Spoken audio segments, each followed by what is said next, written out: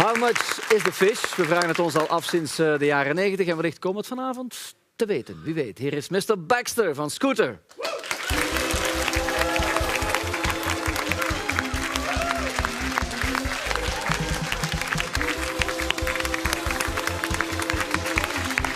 Mr. Baxxter, pleased to meet you. Welcome to our show. Straight from the plane, from Germany. Thank you. How are you? Oh, nice. I'm fine. Yes? Yeah, we're just preparing the new tour, which starts next week, and always busy. Do you come here often in Belgium?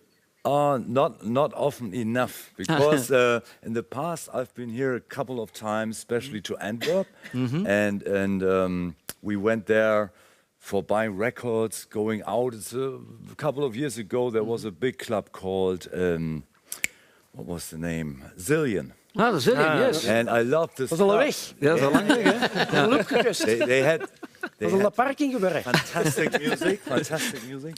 Ja. Zillion is gone, has disappeared. Yes, ben je daar wel eens geweest? 2 keer. 2 keer zelfs? Ja, voor een award-uitreiking. Ah. Toen in de tijd van P-magazine, geloof ik. Aha, het zou kunnen. En dan is ze pinken gaan drinken. Maar ik ben niet zo'n discotheekganger eigenlijk. Nee, toch niet? Nee. Nee. Hey, maar jullie Dan, gaan, jullie gaan samen wel iets doen. Jullie gaan op hetzelfde affiche belanden, hè? Ja, 30 en 31 maart. Aha. Back to the 90s. Ja. In het Sportpaleis. Van... Zelf in de 19's nog geraved op de muziek van Scooter? Ik ken het absoluut. Ja. Ja. En jullie, Maarten? Maar ik, Raven niet zozeer, maar we hebben er wel op gefuifd. Dat is de muziek van eind jaren 90. Toen was ik student en we hebben er wel Scooter en How Much is the Fish op de vijf. Dat werd wel gedraaid s'nachts natuurlijk. Ja. Ja. Meneer Van Eycken vraagt zich af, waar Ik hebben ben die bijna met pensioen, dus ja, dat is... We zullen het u eens laten zien en laten horen. How much is the fish? Het gaat zo. The chase is better than the catch. I want you back for the rhythm attack, coming down on the floor like a maniac. I want you back for the rhythm attack, get down in full effect. I want you back for the rhythm attack, coming down on the floor like a maniac. I want you back, so clean as a dish. By the way, how much is the fish? How much is the fish? An iconic sentence. Will we ever know how much is the fish? I'm still wondering. Yeah, I think we never answered the question because then it would be boring somehow, and somehow this changed my life. The Yes, song. this was a game Because changer, since yes. 20 years now, everyone asks me how much is the fish about fish prices. I never expected this. He should know. Ja, we kunnen misschien aan Geert Van Eycken vragen. Hè? Hoeveel staat de vis, meneer Van Eycken? Ja, ik weet het ook niet. Ja, maar de vis is het verschil, hè. Ja. Maar misschien, ik denk niet dat het hier gaat over een vis. This is not about fish, the kind of fish that is swimming in the ocean, I think. Is it? Nee, also es ist sorry, I went to German. When we were in the studio, it was really late at night, and we finished the whole track already, but we didn't have the final shout, the main sentence. We had the lyrics, the verses, everything. And it was like 3 o'clock at night, and I said, oh, I want to go home. Let's just call it How Much is the Fish, whatever, and leave me alone. And and we thought, yeah, why not? It sounds funny, and we have no better title. Let's do this. Yeah. And so it just happened. It's always the best things just happen. Zo is het misschien bij jou ook gegaan. Laat het gras Ja, maar groeien. ik herken dat, Moet er nog absoluut. iets, ja? Bij basketsloefjes was dat bijvoorbeeld. We hadden dat nu maar al ingeblikt. Met een volledig andere tekst. En we hadden dat al bij de platenfirma ingediend en heel de ruttepetuit. En wij zaten in de studio samen met Berre Zaliger. En ik was juist uit Amerika terug van een reis. En ik had dan even basketsluffen gekocht. En voor de joke eigenlijk, een hele dag was de Berre en de Mons Jegers die dat het nummer samen met mij geschreven hebben. Een hele dag bezig van zeet hem gaan, ja, zeet hem gaan. En voor de klucht hadden we daar een nieuwe tekst op geschreven. We hebben dat als demo, als voor de grap. En we hebben dat ingezongen en dat voor de grap ook afgegeven bij de platenfirma. En ze hebben dat zo uitgebracht. Dus, ja. Uit het leven gegrepen. Ja. Je ziet hem gaan, ik zie het zo voor mij.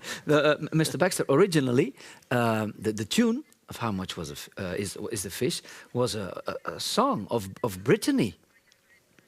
Yeah, we learned when we finished the song, the melody is traditional. Yes. And I knew the melody from my when I was very young, at school parties, they played a song called "Was wollen wir trinken?" Ja. 7 Tage lang. Dat kennen wij ook. Hè. Dat, Zo is, een dat dorst. is van Bob's. Listen to this song. You know. Yes. Wat zullen we drinken? 7 dagen lang, wat zullen we drinken? Wat een dorst. This is the Dutch version. So you had in Germany a German version. Yeah, we had also a German version. Ja. Wat zullen we drinken? Wat antwoord je dan als ze dat vragen? Goed fris pinkje. Moet ik niet te lang over nadenken. Dacht ik het niet. Leven? Zeg, en Tournee Mineraal dan? Dat doe ik niet aan mij. Nee. Ik heb me het voorgesteld, maar dat karakter heb ik niet. Nee. Maar ik heb respect voor de mensen dat doen, hoor. Maar eigenlijk uniek, hè. Zie maar je zitten met mijn tristig water. Ik ga je... Over. Chef, breng samen zijn pintje. Maar ze Alsjeblieft. weten, Ja, ik komt ben een eraan. kameraad daar, wij gaan samen een pinkje drinken. Hè.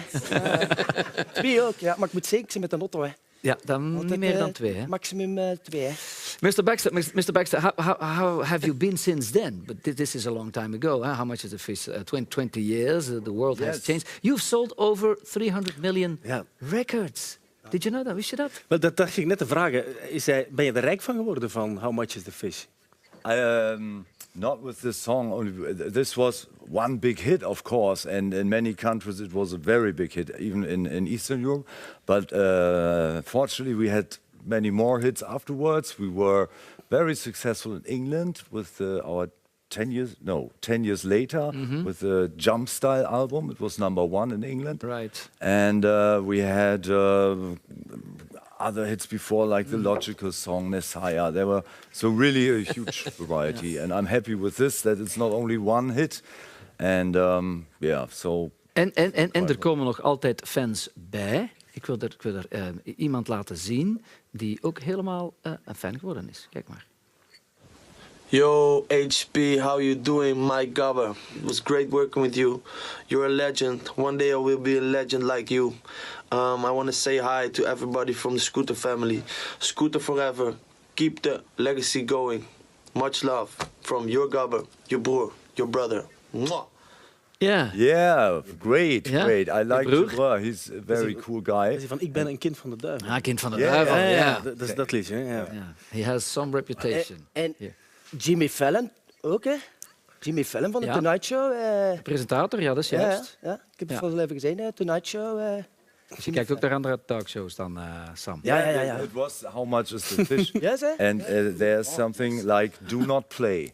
And he presented How Much is the Fish, Do Not Play, because he didn't know why is it How Much is the Fish. He didn't know the song, but it was really funny.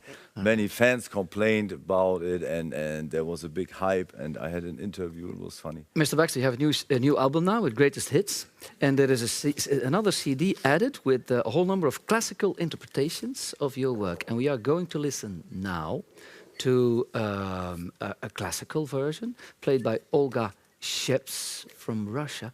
Who is she? She's quite a star. Yeah, Olga Scheps is a very famous classical piano player and international working, and we are really happy that we could convince her to do our music in a completely different style for the Jubilee anniversary. Yes. And she was born in Moscow and grew up in Germany, and well, now she's all around the world. Let's have it. Een versie zoals u ze nog nooit heeft gehoord, dames en heren. Hier is Olga Scheps.